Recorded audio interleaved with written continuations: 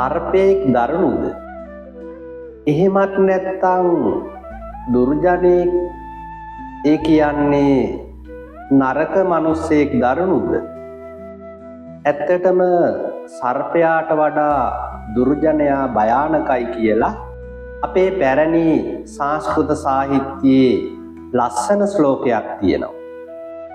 සර්ප දුර්ජනයෝර් මධ්‍යේ වරං සර්පෝන දුර්ජනා සර්පෝ දශති කාලේන දුර්ජනස්තු පදේ පදේ. මේකේ තේරුම තමයි සර්පයෙක් සහ නරක මිනිස්සෙක් අතරින් සර්පයා උතුම් කියන එක. ඇයි එහෙම කියන්නේ? සර්පයෙක් දෂ්ට කරන්නේ කලාතුරකින්. ඒ කියන්නේ සර්පයාට අනතුරක් දැනුනොත් විතරයි. හැබැයි දුෂ්ට මිනිස්සෙක් එහෙම නෙවෙයි.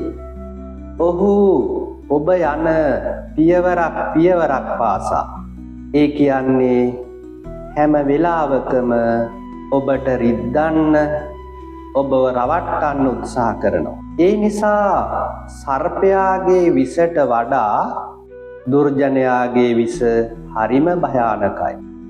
අපි සර්පයන්ගෙන් බේරෙන්න දන්නවා වුණාට මේ වගේ දුර්ජනයන්ගෙන් බේරෙන්න හරිම පරිස්සම් වෙන්න ඕන.